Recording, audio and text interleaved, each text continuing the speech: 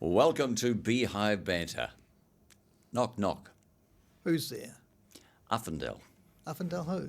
Exactly, Brent. Just as Bullygate was reaching its zenith, just as the Nats were yet again scrambling after hitting the selection self-destruct button when they should have been kicking the government where it hurts over the economy, just as we in the media and public at large were saying, here we go again.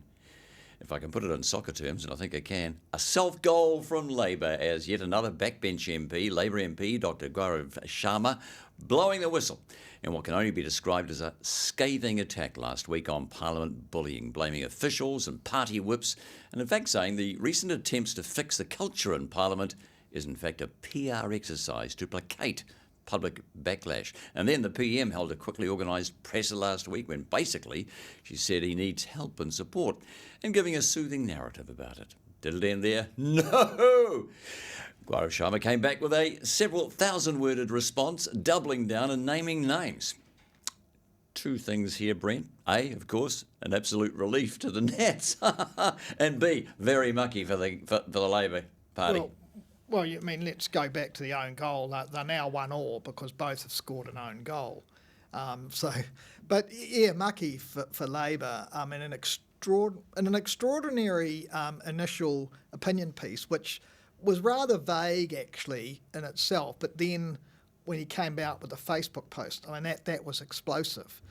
In terms of the allegations he's made. I mean, they're extraordinary allegations, effectively corruption, because saying one MP's spending money, public money inappropriately, the bullying accusations directed largely and most directly at the former senior whip, Kieran McAnulty, who is now a minister. I mean, you couldn't imagine how an MP could do greater damage to his party than Dr. Sharma has managed in the last couple of days. Clear because he had no choice. He went and did everything. He went everything by the book. He asked for help. He asked for this. He asked for the next thing. Got nothing. And then all of a sudden his lawyer's involved and things appear to start getting done and then nothing and now this. Yeah, well, that's one narrative. And the other narrative now is because we've had over the weekend media reporting the voices of his former staff saying he was a bully.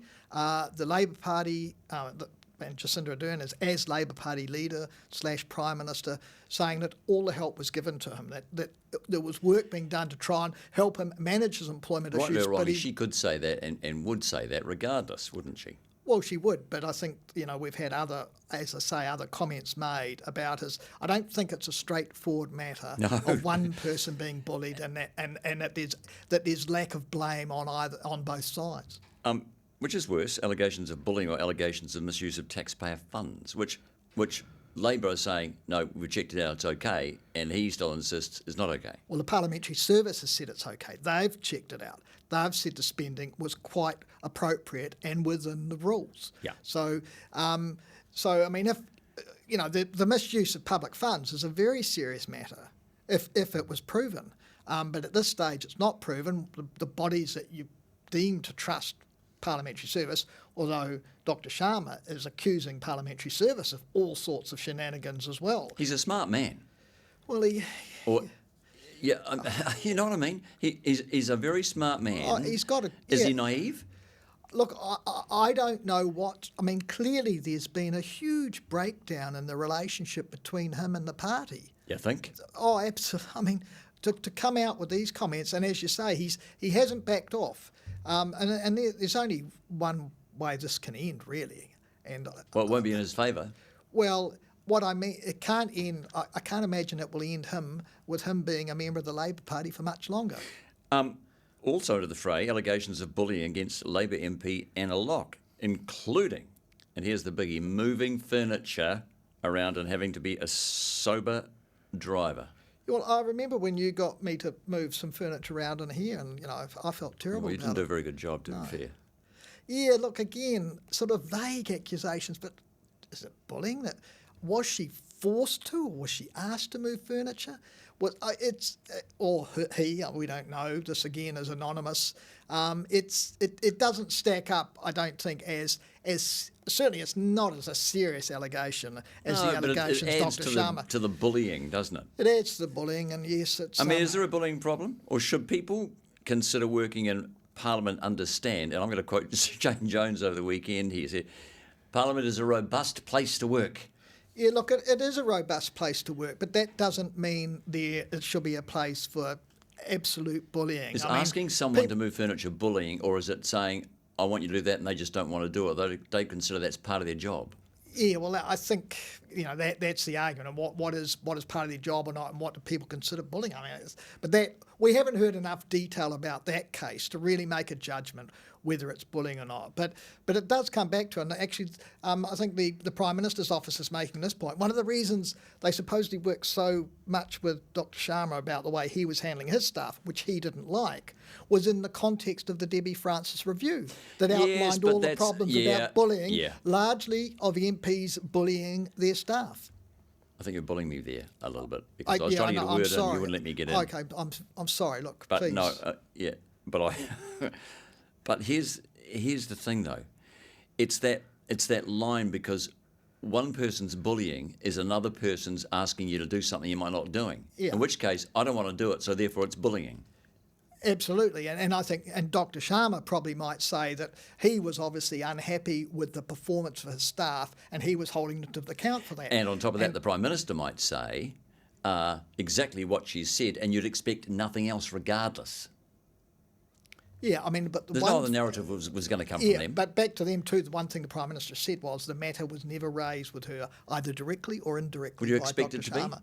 Well, I think if he had really significant problems and he was getting nowhere with the part, with but the party. But according to him, the people he spoke to told him not to go anywhere further with it. Well, you can't have it both ways. Well, yeah, but you might go to the party leader if in the end you're not very happy with how you're being treated within the party. I mean, it's pretty convenient for the PM to say can't really talk about personal matters. Locke won't talk. Kieran McAnulty won't talk. Is this a new way, do you think, by Labor? Just refuse. If we don't talk about things, they'll go away. Well, they are talking, and the Prime Minister is being asked about it. And I think the next time that Kieran McAnulty is in some sort of stand-up, when Parliament's sitting, it happened there was one at the weekend. I know, but he's going to be. Didn't want to talk. Parliament's in recess this week. He won't be back, but next week he won't be able to escape questions on the matter, unless he's going to be hiding around the back rooms of Parliament somewhere. All right. Briefly back to the Uffindell saga. Ex-President Peter Goodfellow, apparently involved in so many of those bad selections for so long. Now he's gone, bang, new president of the spotlight for the same thing. Where's Todd McClay in this, and what does it say about the new president? Well, I mean, Todd McClay was the campaign chair. He knew about it. He apparently told a staff member in Christopher Luxon's office, and that never got passed on to Christopher Luxon. But you do wonder why he wouldn't, as a senior MP, knowing the recent history of the National Party with some of its candidates, that he wouldn't have just directly raised it with Christopher Luxon. Because then that way Christopher Luxon could absolutely truthfully use deniability, didn't know anything about it. Yeah, maybe, but I think he clearly made it clear that he wanted to have known. And if he had known about it, he said he would have made sure the delegates knew about it, and then also he believed the voters of Tauranga should have known about it. But, look, it's an interesting thing. I mean, both Labour and National face big issues now around bullying. MPs, bullying or what have you. And, both of them are going to have pretty tough decisions to make. Of course, Christopher Luxon's waiting for this investigation from Marie Dew, QC, Jacinda Ardern. I mean, I don't know how long they can carry on. I mean, this is extraordinary what Dr. Sharma is doing in terms of attacking the party. And you can't imagine it's going to be able to last long with him being a Labour Let me MP. ask you this then, because the Nats were Labour was attacking the Nats over Uffindell. Does this sort of make it that they can't now because of what's happened with them? Well, they both want it to go away. Well, I don't actually think that Labour were attacking the Nats too much over Uffindell. I think they were just quite happy to sit back and let it spread. They didn't have to attack. But, I mean, it certainly makes it more difficult for them. It makes it more difficult for both sides to point the finger at the other and say, hey, look at who you've got representing you, or, your selection policies are bad, you've got people of bad intent or what have you. I mean, but more broadly, for the public, they just look at this stuff and it just all looks rubbish, because while we're talking about it, it makes no difference to the lives of voters out there. These two individuals and their problems they're having, it makes no difference to, they want, I think, to hear the media and the politicians talking about the issues that really matter to them, and cost of living, healthcare, education. Well, the Nats were trying to do that, but Yeah, they got sidestepped. I know they are, and as the government's trying to talk about issues that it thinks is important too, but these issues take the distraction away, and in part, media, because we focus on them, get so excited about them, spend 10 minutes or more talking about them, when actually they're probably way more important issues that we should be focused on. Like local democracy, local elections. No one wants to run, Brent. Three Waters, you've got the Maori Wards. Why would anyone want to run? You can literally get attacked online. You don't feel safe. And, and as you can see now with politicians, and, you have some sympathy in a way for Uffindell because your past gets dragged up. So, but it is interesting. What? Your past, well, if you're a candidate, people can drag up things that happened in the past. So, your life becomes scrutinised at a level that maybe a lot of people are uncomfortable with. But also... And your decisions. You get attacked for decisions you make. You mentioned Three Waters, and this week we're going to have just hours and hours of select committee hearings all over the country. Well, not as many hours as we should have. All over the country on a very controversial issue, and the local bodies saying their... citizens don't want it, etc. But yet we're not seeing this massive increase in people wanting to stand. No.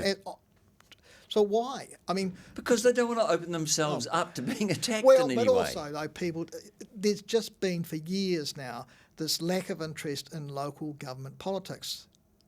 I don't think it's lack of interest, because we sit here and we go, when we look at our rates bill, we're pretty interested. I know, but you look at the voter turnouts. Election after election. Or maybe there's no one on the list we want to vote for. Well, yeah, but why is that? Why aren't people of real esteem standing there? I ask the questions here. I don't mean to be a bully, but you're supposed to give the answers. Well, I don't know all the answers, there Grant. I mean, I know you do, so that's why I'm throwing it back to you. Is it true you are going to stand as mayor? No. Coming up recess here in Parliament. It's time to reflect on the past couple of weeks, Brent. Can it actually get better? or are we going to continue to look at politics with the total disdain that, frankly, it's brought upon itself in the last week? Well, hopefully it'll get better, but as I say, we have over the next week or so, presumably going to get some decisions on both Uffindell and Sharma. You know what? I bet they're both sitting there, both National and Labour, are relieved that Parliament's in recess. Well, yeah, they're probably relieved, and I think it'd be interesting because I think the other political parties are sitting on the sidelines just breathing a sigh of relief, and actually particularly for the Green Party, given the issues they went through. Oh, yeah. Haven't even mentioned them today. No, but of course the co-leadership's going to have to be sorted out over the next few weeks or so. I can't talk about that. No, we're out of time. That is BI Banter. I appreciate you deciding to give us your valuable time to watch or listen. Thank you. And hopefully, who knows, maybe we'll have something positive to talk about next time. Thanks, Brent. See you then.